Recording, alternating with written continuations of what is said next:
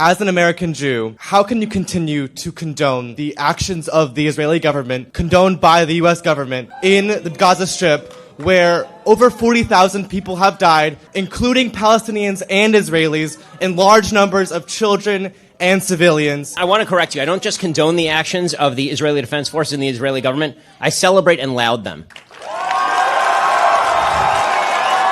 On October 7th, Hamas launched the most deadly war on Jews since the Holocaust. They killed 1,200 innocent people. They took 250 hostages. 100 of them are still being held hostage. I know members of families of hostages who are still being held, American citizens. Hamas could end this war today by surrendering.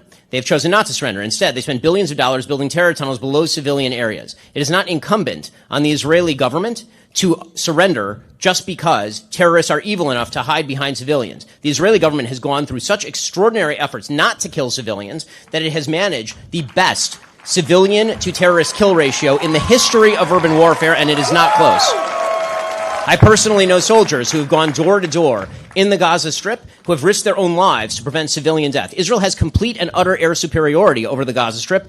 Turns out that Hamas doesn't have an air force. They just had a series of tunnels where they hid all their leadership while their people suffered after their people voted for them, and then they effectively established a dictatorship over the course of the last 20 years. Israel, with their complete air superiority, certainly would have had the ability to commit full-scale human atrocities had they wanted to. They have complete air superiority. They could have used F-35s and simply turned the place into a parking lot. They did not, in fact, do that. They moved vast scales of population. In fact, believe it or not, there have been more births in the Gaza Strip since the beginning of this war than there have been deaths in the Gaza Strip from the war itself. That is a very poor way to conduct a genocide.